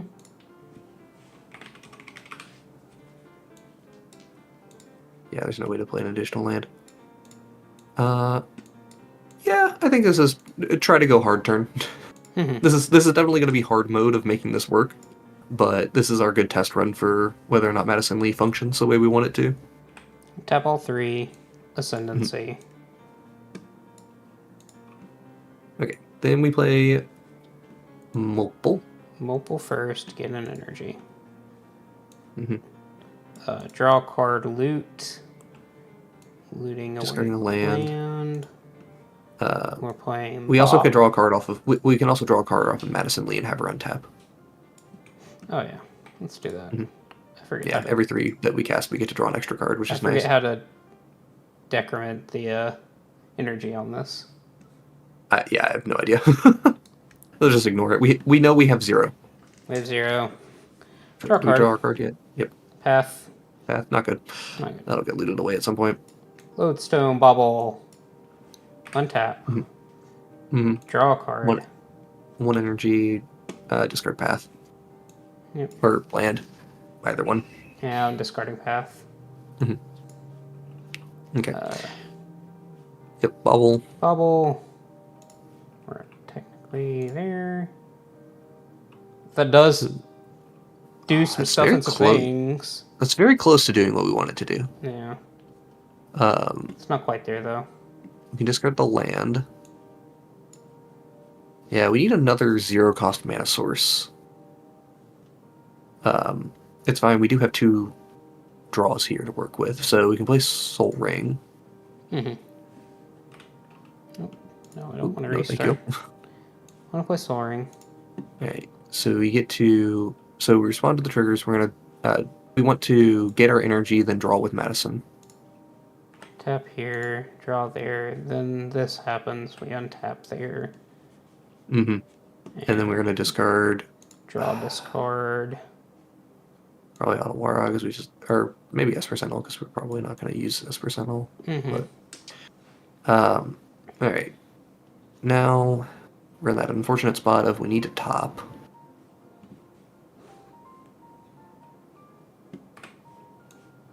Play here. This happens. We're going to draw, discard. That's really good. Oh, that is exactly what we needed. That is exactly what we needed. Okay. Okay, we get 1 more energy, so we're at 1 total right now. Yeah, we're at 1. We just remember multiples of 3, you know? Yeah. Pedal. You have 1 colorless floating. Draw and discard. Draw, discard. The Windswept Teeth. Land. Get energy. Sacrifice here. Play Dockside. How many treasure tokens are we realistically getting here? Like, It's turn 4. Probably easy to say at least 7. For EDH purposes.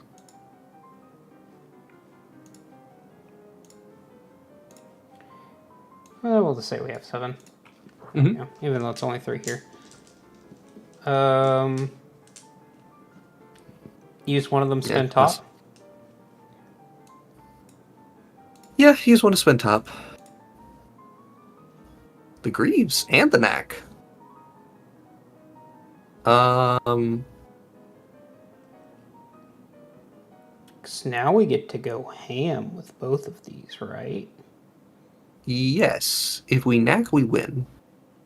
Okay, just wanted to make sure. Yeah. I want to put... No, you actually had that in the correct order, I think. Okay. Yeah, so we can tap to draw. Tap, draw. Mm. Boop, boop, boop. Play this. Then, we're down. We want to give Dockside haste. Yep, Dockside's the one that gets. Gets spend an energy, gets haste. Yes, and then we banishing Knack. And we draw, discard, Force of Will. Force of Will, yeah. We won't need Brain Freeze here as well, so that's another card we can choose to discard later. But now we have an infinite draw engine. We will loot through our entire deck and every 3rd spell drawing an additional card. So because now we just banishing Knack, bouncing Mox Opal. We give Lee. We give Lee this.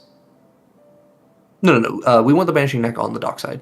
Don't we want to constantly bounce Dockside and play for 7 mana? No, we're just going to bounce the Mox Opal. Okay, fair.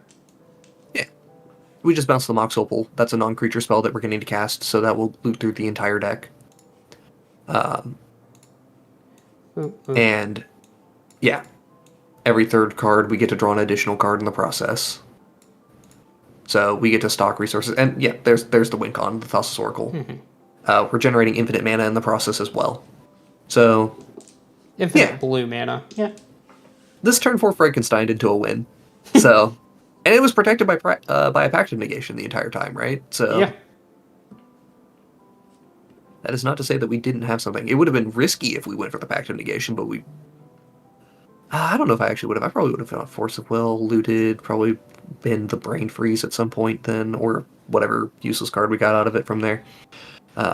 Yeah, but we also didn't know that we were gonna go for the win till we top decked.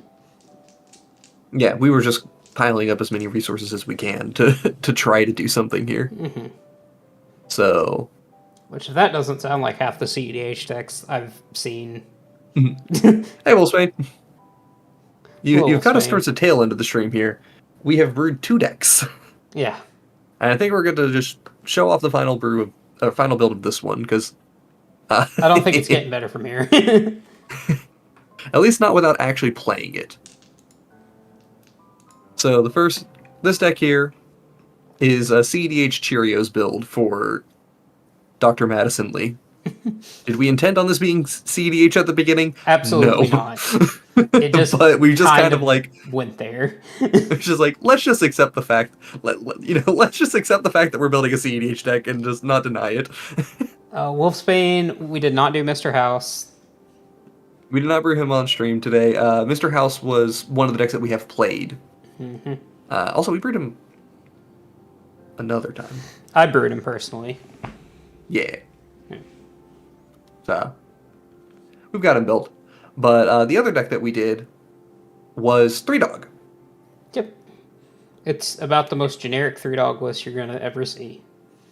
And that's because auras, not and Selesnya auras, are the exact same deck. Changed my mind. Yeah, I mean, sure.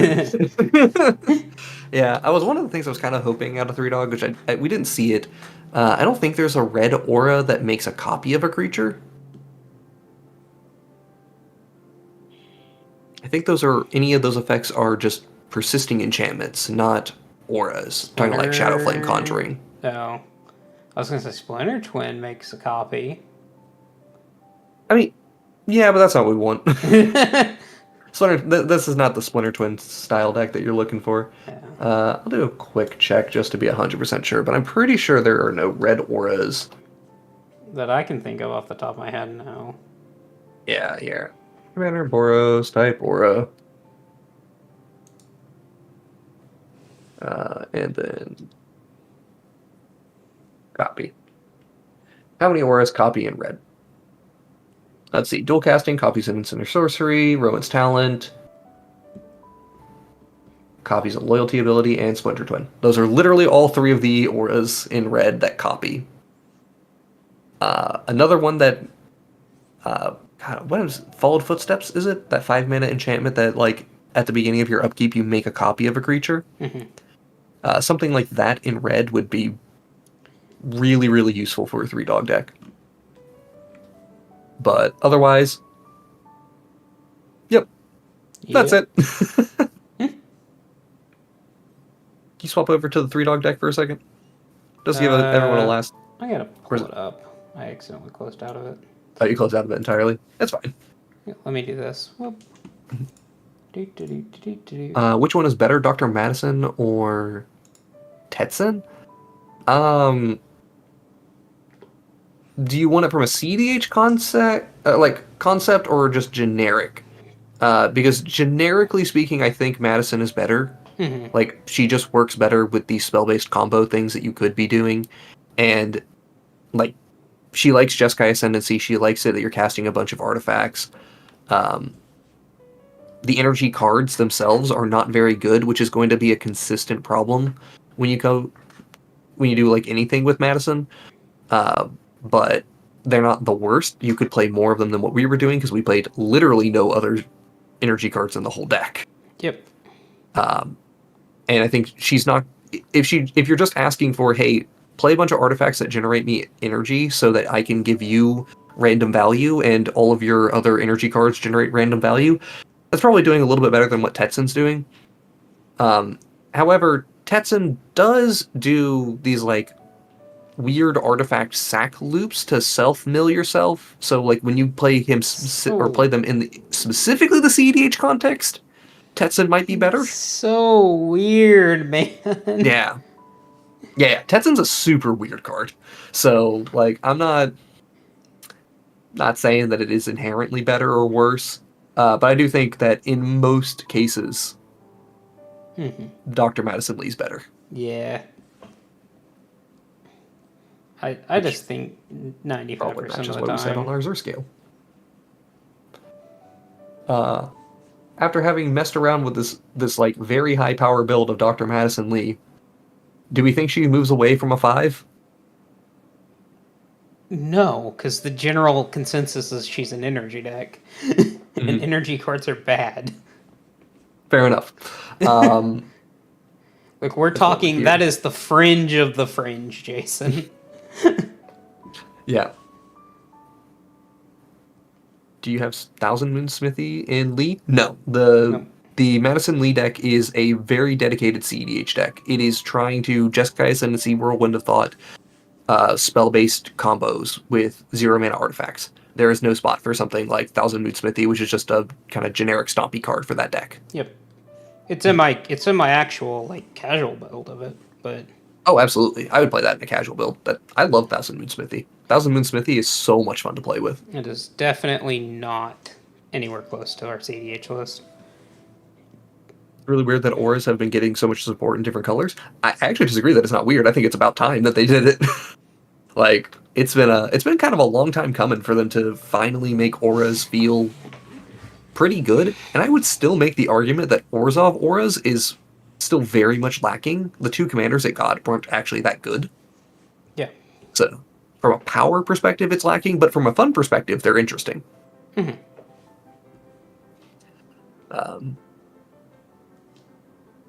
But yeah, beyond that, I'm pretty good. We good here, Matt? I think I'm good here. All right, then. Chad, if you got anything you want from us, just let us know real quick, because we're about to head out here. I am done for the evening. Good 2-hour stream with 2 completed decks that I feel very confident in. Like, I would potentially bring the Madison Lee deck to a CDH game. I'm not sure, for sure, on the channel, specifically. I would play it... I would play it, like, in one of our CDH pods, but... I don't know that I would necessarily... like. I'm not taking that to a tournament, right? That's just more for fun. Yeah, I agree with it, and I would specifically make sure that there's no stacks deck in our pod if we're playing with it, because it's like, I would like a chance for the deck to do something. You can play, like, light stacks, but if... I've been recently playing Elevir a lot in CDH, and like I would tell my opponent, please don't play Elevir against my Madison Lee deck. Please don't play that against this deck. I can't live through that. Don't Rule of Law and Collector Oof me, no. No, please stop. Stop it, I want to play spells. Hey Chandler, we're getting off now. Anyway, thank you all very much for joining us tonight. Hope you enjoyed the stream, the 2 decks that we have made. Might see one of these on in the future. I'm not 100% sure, but I like them. Hello and good night.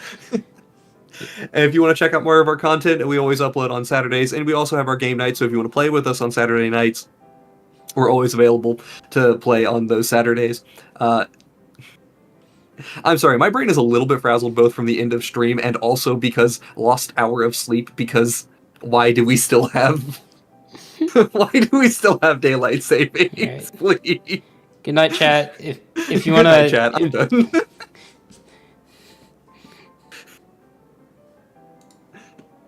My brain no good.